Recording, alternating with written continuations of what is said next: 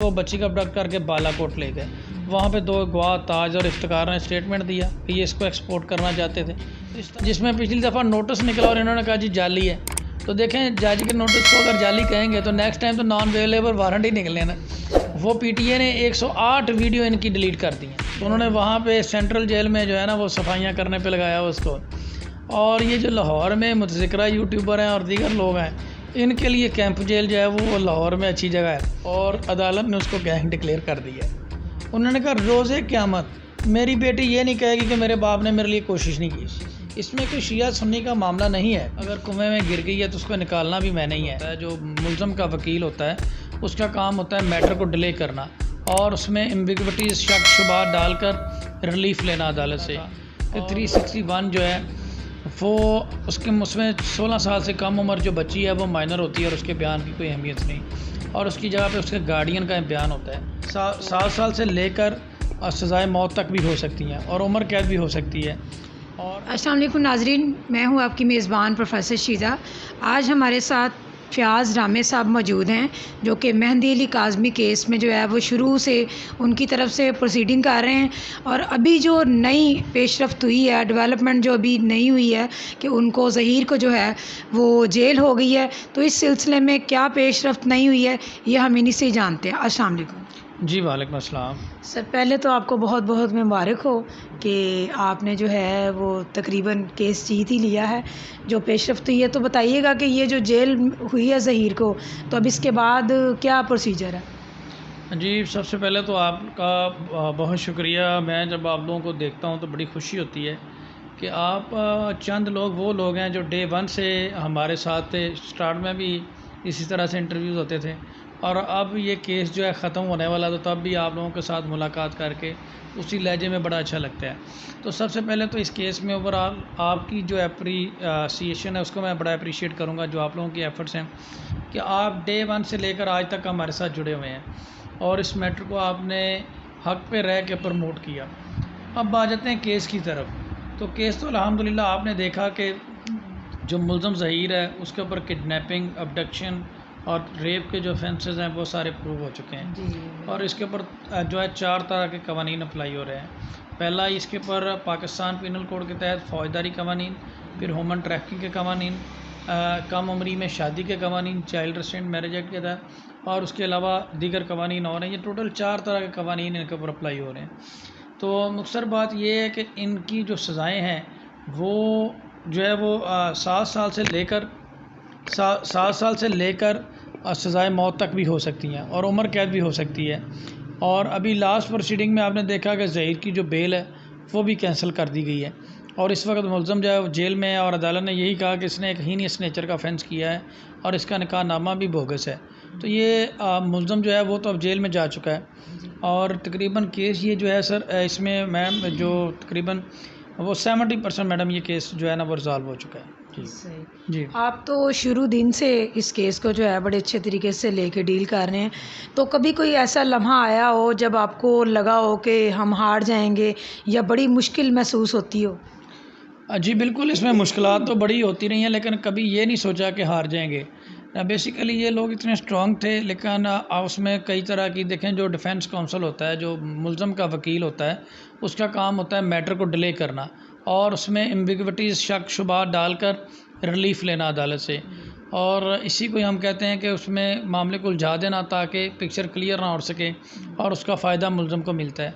तो इन्होंने तो डे 1 से जाली मेडिकल बनवाए और इस तरह से जाली निकाहनामे और ये सारा कुछ किया, लेकिन अल्लाह ताला की ज़ात पे हमें यकीन था। देखें, कोई भी शख्स जो है वो जब लीगल ओपिनियन या एक्सपर्ट ओपिनियन देता है तो वो अपने नॉलेज की बेस पे देता है। एक डॉक्टर है वो अपने नॉलेज की बेस पे देता है, उसमें गलत भी हो सकता है, सही भी। तो हमने जो इसमें पढ़ा था उसके मुताबिक, तो हमने कवानीन के मुताबिक यही पढ़ा था कि 361 जो है वो उसमें 16 साल से कम उम्र जो बच्ची है वो माइनर होती है और उसके बयान की कोई अहमियत नहीं, और उसकी जगह पे उसके गार्डियन का बयान होता है। तो बेसिकली इसको डिफ़ीट करने के लिए इन्होंने एक जाली मेडिकल भी बनाया।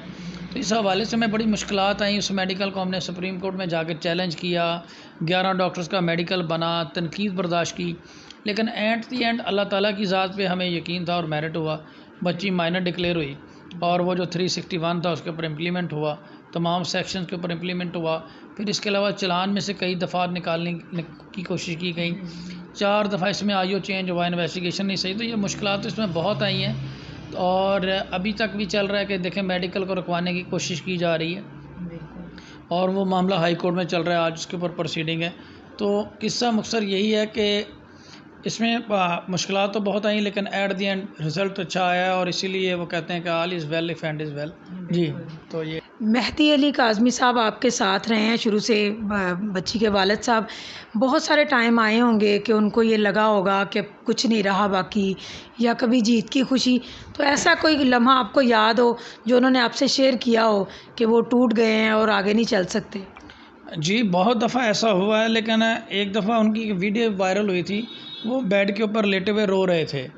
तो वो तब की वीडियो थी जब इस बच्ची के प्लांटेड और नाज़ेबा इंटरव्यूज़ किए गए, पिक्चर वायरल्स की गई, उनकी ज़ाती ज़िंदगी के हवाले से जो है वो क्या नाम है उसमें किया गया। फिर उन्होंने एक दफ़ा अपनी सफाई में कह लें कुरान उठा के इस बात की क्लैरिफिकेशन की कि मैं इसमें ये तमाम तर जो इल्ज़ामात हैं इनकी उन्होंने तरदीद की और इस तरह के लम्हात भी आए। लेकिन मैंने एक चीज़ देखी कि मेहदी साहब जो हैं वो बड़े मजबूत और साहब के इंसान थे और उन्होंने बड़ा पेशेंसली और डाउन टू अर्थ रह के इस मामले को, कभी मैंने उनको जज्बाती नहीं देखा और बड़ा डाउन टू अर्थ रह के इस मामले को उन्होंने डील किया।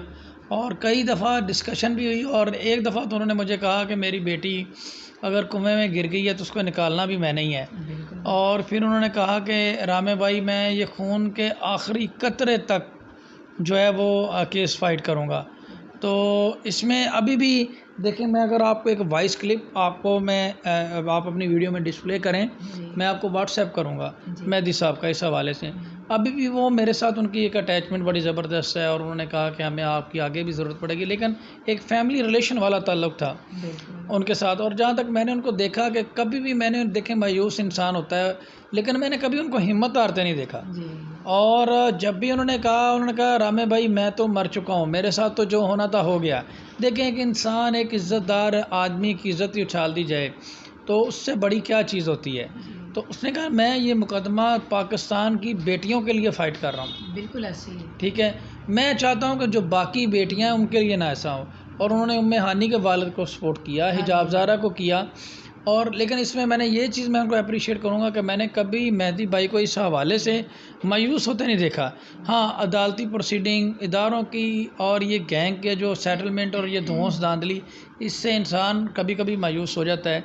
और एक इंसान मेहनत करता है, हक़ पे होता है और जब उससे उसका सिला नहीं मिलता और टूट जाता है, फिर इंसान जितना भी बहादुर हो वो टूट जाता है। तो ये है कि इस तरह की चीज़ें, जब बच्ची का जाली मेडिकल बनवाया गया, देखें वालदैन को फंडामेंटल राइट नहीं दिया गया मुलाकात का, तब उनको टूटते देखा। फिर देखें शादी भी हो जाए, लेट्स सपोज शादी कर लीजिए, हम मान लेते हैं जी शादी कर ली, एक लम्हे के लिए मान लेते हैं, तो फिर भी वालदैन का विजिटेशन राइट होता है, मुलाकात करने का वालदैन का फिर भी राइट होता है। लेकिन यहाँ पे तो सीन ही और था, वह अदालत में मुलाकात नहीं करवाई गई। तो इस तरह की चीज़ों पे मेहदी भाई की मिसेस और उनको देखा। लेकिन एक चीज़ है कि इन लोगों में पहाड़ जैसा हौसला जो है वो मैंने देखा कि इन्होंने हर चीज़ को डट के उसका मुकाबला किया। और एक दफ़ा मेहदी भाई ने, बल्कि ये बड़े तारीखी उनके अल्फाज, उन्होंने कहा मेरा केस जो है वो अमाम ज़माना की अदालत में है, इसमें कोई शिया सुन्नी का मामला नहीं है, हर शख्स। और फिर उन्होंने कहा कि यहाँ पे तो ये वकील करके कर लेंगे, अल्लाह की अदालत में कौन सा वकील लेकर जाएंगे। ठीक है, और मेरा केस जो है वो अल्लाह की अदालत में है। तो उनका जो अकीदा और बिलीव और सच्चाई थी वो आज सारी दुनिया के सामने। तो ये तो पूरी, अगर हम इसके ऊपर लिखना चाहें तो एक किताब लिखी जा सकती है। उनकी जो इस तरह की बहादुरी और डटे रहना, जैसा मैंने कहा कि पहाड़ जैसा हौसला, तो वो तो इस पर लिखी। लेकिन मैंने कभी उनको मायूस होते नहीं देखा। हाँ, कभी कभार दुख में ज़रूर देखा, जैसे बच्ची जो हुई, लेकिन वो डिटर्मन रहे कि इवन के इसकी सबसे बड़ी मिसाल ये है कि सुप्रीम कोर्ट में जस्टिस सजाद अली ने कहा कि जी आप कहते हैं फंडामेंटल राइट प्रिवेल नहीं हो रहा, आपकी बच्ची की मुलाकात एक दिन की आपसे करवा लेते हैं। अगर उन्होंने स्टेटमेंट ना दिया तो फिर, तो मेहदी साहब ने डट के कहा मैं फिर भी कहूँगा आप गलत कर रहे हैं, मेरी बच्ची 14 साल की है, मुझे एक दिन की नहीं, मुझे परमानेंट कस्टडी चाहिए। क्या जिस बच्ची को 3 महीने से अबडक्ट किया हुआ, मैं एक दिन में उसका माइंड चेंज कर सकता हूँ? ठीक। और सुप्रीम कोर्ट को मेहदी साहब ने लाजवाब कर दिया। और उन्होंने कहा जाएँ जी आप मेडिकल करवाएं फिर आए। तो ये है कि उनको हमने डट कर देखा, और इसमें तो बहुत सारी चीज़ें हैं, ये जो आपने सवाल किए ये तो बहुत, इसमें हम एक्सप्लेन करना चाहें। मकसद मैं यही कहूँगा कि मेहदी साहब एक रोल मॉडल फादर हैं, और उन्होंने साबित किया कि वो वाकई दुनिया के अजीम तरीन। और यहाँ पे एक चीज़ का और है कि यहाँ पे महबूस हयात और इस तरह के लोगों को तो 17 इम्तियाज़ दिया जाता है, और जो लोगों की बेटियों के लिए वर्क करते हैं और हकमा उनके लिए उनका कोई नाम नहीं लेता। तो मैं तो ये कहूँगा कि इनकी जो स्ट्रगल है और इनकी जो है, इनको इस तरह का कोई देना चाहिए, इस तरह इम्तियाज़ देना चाहिए या इस तरह का देना चाहिए, ताकि ये जो है वो आने वाले फ्यूचर में ये लोग पाकिस्तान के एसेट हैं और पाकिस्तान की बच्चियों के लिए वर्क कर सकें। जी। क्या आप ऐसा नहीं समझते कि जैसे इन्होंने ये केस लड़ा और आपके पास पहले भी ऐसे केसेस आते होंगे और आते हैं और ख़त्म हो जाते हैं, जैसे ये हानिया का केस है वो नहीं उठाया उन्होंने ज़्यादा, तो ये ता ज़िंदगी वालदैन के लिए याद रहेगा? बिल्कुल जी, बिल्कुल, जितनी उसने स्ट्रगल की, और फिर तारीख़ी अल्फाज मेहदी भाई के जो आपने कहा ता ज़िंदगी याद रहेगा। उन्होंने कहा रोज़े क़यामत मेरी बेटी ये नहीं कहेगी कि मेरे बाप ने मेरे लिए कोशिश नहीं की। ठीक है, और उन्होंने एक ऐसी कोशिश की है, देखेंगे जिसको पूरी दुनिया मानती है कि वाकई किसी बाप ने कोशिश की है। देखें वो बैनर लेके हज करने वाले जो लोग हैं एयरपोर्ट पे, वहाँ पे गया, उसने हर फोरम यूज़ किया, हर दरवाज़ा खटकाया वो, और अक्सर मुझसे कहा करते थे कि शायद कि तेरे दिल में उतर जाए मेरी बात।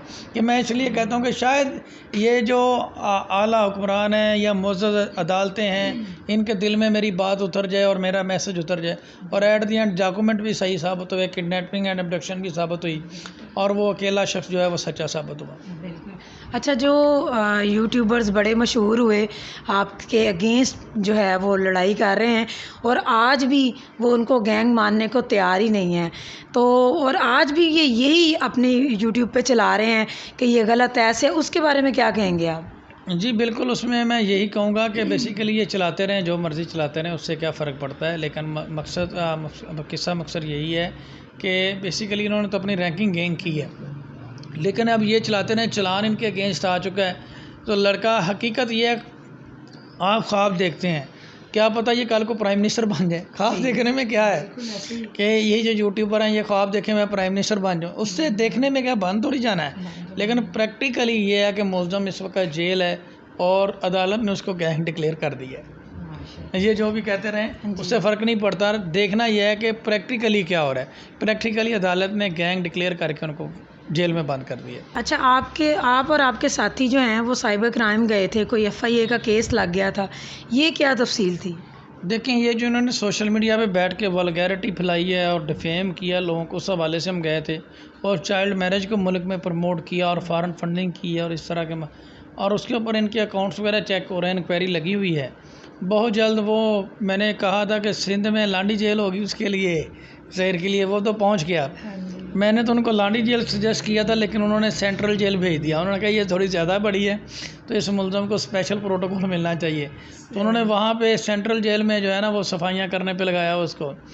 और ये जो लाहौर में मुतज़िक्रा यूट्यूबर हैं और दीगर लोग हैं, इनके लिए कैंप जेल जो है वो लाहौर में अच्छी जगह है। इन फ्यूचर ये यहाँ पे नज़र आएंगे। कोई उम्मीद नज़र आ रही है? जी 100% नज़र आ रही है। लेकिन वो तो सारे बड़े खुश हैं। देखें जी, एक दफ़ा ज़हीर ने बेल अप्लाई की लाहौर हाई कोर्ट से, फिर चला गया भावलपुर, फिर चला गया मुल्तान बेंच में। लोगों ने कहा यार ये तो बहुत बड़ा चैम्पियन है कि ये तो किसी अदालत को कुछ समझता नहीं, एक अदालत नहीं तो दूसरी से। फिर उसने कराची सिटी ट्रायल कोर्ट से ले ली। एट दी एंड सारी अपॉर्चुनिटी खारिज हो गई, और अदालत ने बेल खारिज करते हुए अपने पैराग्राफ में लिखा कि इसने जो मुलज़म है ये क्लीन हैंड के साथ अदालत में नहीं आया, और ये इससे पहले अदालतों को धोखा दे चुका है, और 3 दफ़ा इसने बेल ली। और ये जो हरकतें कर रहे हैं, बेसिकली जज ने कुछ वेड़ नहीं मारनी होती, ये सारा इनका रिकॉर्ड बन रहा है, इनकी इंटेंशन शो हो रही है।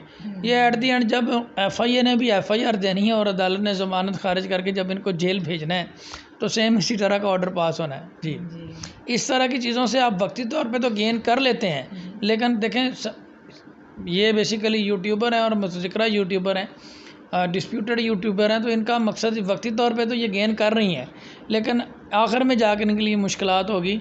और उसमें आपने देखा कि 108 लिंक इनके ब्लॉक कर दिए। अब सर्च करें ना 2000 का इंटरव्यू किधर है, वो आपको इनके चैनल पे नहीं मिलेगा। अच्छा। वो PTA ने 108 वीडियो इनकी डिलीट कर दी हैं और उसके ऊपर रिस्ट्रिक्शन लगा दी हैं। तो ये कि वक्ती तौर पे तो इन्होंने उससे गेन किया, अब क्या हुआ, वीडियो डिलीट होगी और अब उन वीडियोस के ऊपर कार्रवाई भी होनी। और सिंध हाई कोर्ट में प्रोसीडिंग चल रही है कंटेम्प्ट ऑफ कोर्ट की, जिसमें पिछली दफ़ा नोटिस निकला और इन्होंने कहा जी जाली है। तो देखें जज के नोटिस को अगर जाली कहेंगे तो नेक्स्ट टाइम तो नॉन अवेलेबल वारंट ही निकले ना, वो असली निकलेगी और असली पुलिस आएगी उठा के ले जाएगी, डेफिनेटली सी बात है जी। अच्छा, आप और जिब्रान साहब ने जितनी इस केस के लिए कोशिश की है और आपने बताया कि ज़हीर जो है वो जेल पहुंच चुका है, उसको सज़ा होगी, तो आवाम को लास्ट में बताते जाएं कि कितनी उम्मीद है कि कितनी सज़ा उसको हो सकती है और वाकई में वो गैंग करार हो गया है। जी बिल्कुल, इसमें बहुत ज़्यादा उम्मीद है कि 110% तमाम तर एविडेंस उसके अगेंस्ट हैं। गैंग को डिक्लेयर हो चुका है, बच्ची को अबडक्ट करना, चाइल्ड मैरिज करना और दैन रेप करना, दैन उसको छुपाना और आउट ऑफ कंट्री एक्सपोर्ट करना, ये तमाम तर जराइम जो हैं उसके साबित हो चुके हैं और उसके हवाले से CDR की शेप में और दीगर एविडेंस कलेक्ट हो चुके हैं। जैसा कि वो बच्ची का अबडक्ट करके बालाकोट ले गए, वहाँ पे 2 गवाह ताज और इफ्तिकार ने स्टेटमेंट दिया कि ये इसको एक्सपोर्ट करना चाहते थे। तो इस तरह के एविडेंस ऑन रिकॉर्ड आ चुके हैं और ये लोग बच नहीं सकते, डेफिनेटली इनको सज़ा होनी है जी। बहुत शुक्रिया आपका, क्योंकि आप शुरू से केस को देख रहे थे, इसलिए आपसे अपडेट लेना जो है वो बड़ा ज़रूरी होता है। तो जैसा कि आपने नाज़रीन देखा कि ये केस वैसे तो डाउन लेवल पे जा चुका है, लेकिन अभी इसमें बहुत कुछ बाकी है।